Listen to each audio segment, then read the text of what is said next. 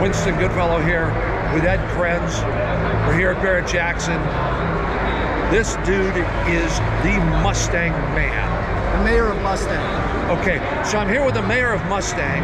And so, Mr. Mayor, where did your affiliation with the Mustang start? How long ago?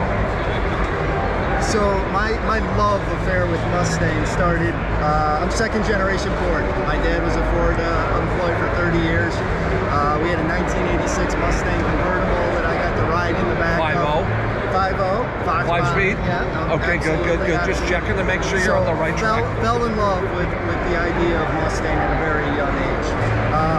Fast forward out of college, now a Ford employee, first car I can buy, 98 Mustang Cobra. Oh, outstanding. All black on black, 4.6 4-valve, manual of course, 305 horsepower. Yep. All right, great car, but then you get married, life happens, and all of a sudden you find yourself selling a car so you can buy a house and have a kid, right? Life happens. Fast forward to 2015 S550. Yes. Current generation Mustang. Yep. I had the opportunity to be the powertrain integration manager. All right, and in that product, we delivered a 2.3 liter turbocharged 4-cylinder. Yep. 310 horsepower. More power than my Cobra 4.6 4-valve. Oh, it gets even wilder. Right.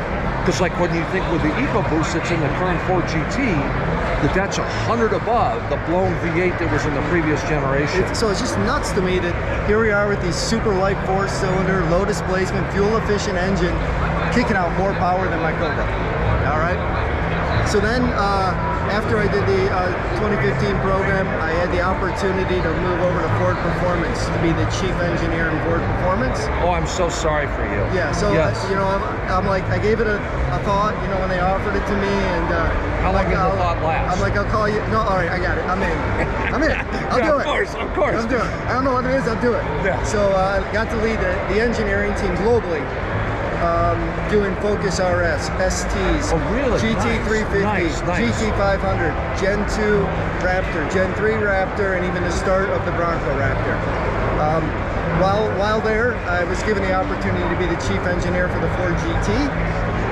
So things like the Marque II, yep. the track car, right? Yep. The liquid carbon version, which is right yep. over there. Those all have my fingerprints on them. I thought those fingerprints looked familiar. Yeah, those are my little fingerprints. Yeah. So once we wrapped that up, about 2 years ago, I had the opportunity to take over the Mustang nameplate, specifically the ICE Mustang, not the BEVs, a different team. Yes. But you know, I've been working on all things current and future for the coupe and convertible Mustang. So are you engine drivetrain only, or are you doing suspension work, all braking and all that type of stuff? Yeah, so in my role, I am responsible for the total vehicle. All right, I'm responsible to get the future programs approved. And then I work across marketing, manufacturing, purchasing, engineering, the whole team, right, to deliver products like this. That's interesting because some people may think this is a slap in the face, and it's not, because you're almost like a modern John DeLorean, because he was a great engineer and also a great marketing guy. And so it sounds kind of like that's almost a little bit of you. Well, I have, on the Mustang team, as you can imagine, great people want to work on it. Oh, yes. So I would say, unlike John DeLorean, I'm just a guy, and I've surrounded myself with a great team. Yes. And Mr. Owens, who's standing behind camera, my marketing manager. I know him well. You can't beat that. Awesome, too. And I get to bounce ideas off of him, he gets to bounce ideas off me, and we come up with some great stuff. Are you also chief test driver? I do track these, but we have some very talented drivers. We even contract out some race car drivers that do the vehicle dynamics and setup. We have a group right now in Arizona doing some work on some products for us. Yeah, I'll go evaluate. But again, we've got experts for everything. I just help them be successful. So where, or maybe I should say, how do you define your office? Because do you spend much time in a cubicle, or are you on the track? Are you in the seat? Well, how would you define your office? Yeah, so on any given day, I would be in a studio, walking with the design team.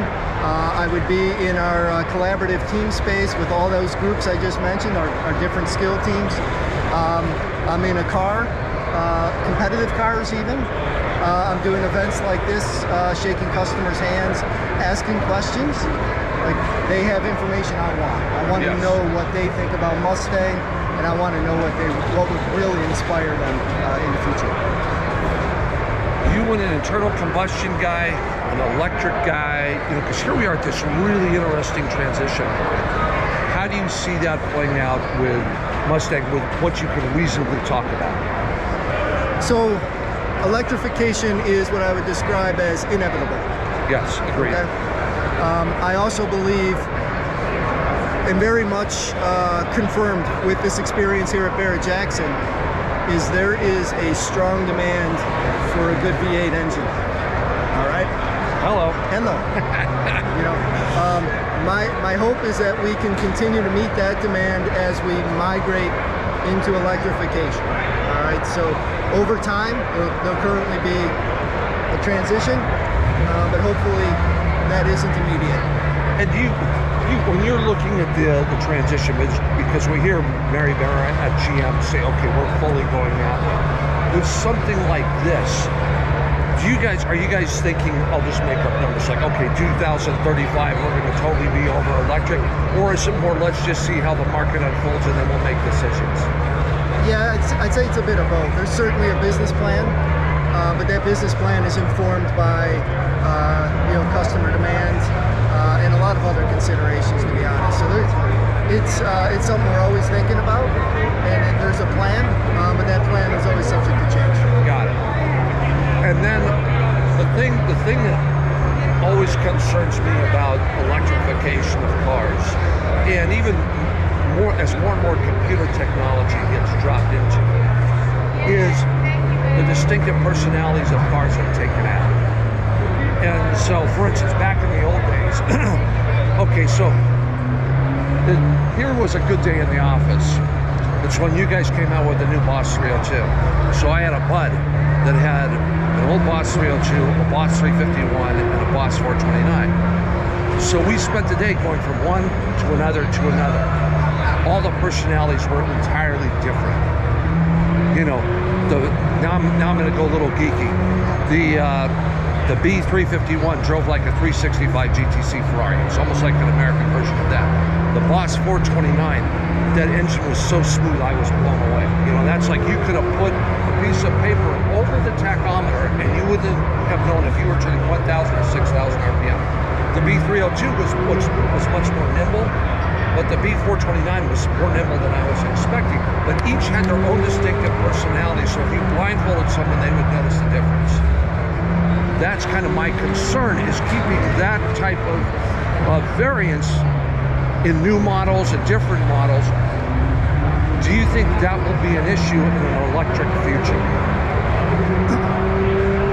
So it's very important to Mustang as a brand that we have this pyramid or hierarchy of performance brands. All right, that is foundational to what Mustang is. Starting with affordable, fast, fun to drive with the EcoBoost. You have the 5-liter GT, which is the aspirational, sort of the heart of the brand. And then from there, bullets, Mach 1s, bosses, right? They all mean, when I describe a Mach 1 to you, you tell me what it is versus a bullet or a boss. It has a DNA to itself. And then GT350, talk about a car you can be blindfolded and know exactly what you're in. The character of a flat plane crank, the engagement of a manual transmission, a driver's car, absolute driver's car, arguably one of the best of the decade. And then this car, the GT500 version, like, this is just supercar-like, right? This is a dual clutch transmission benchmark against the best in the world.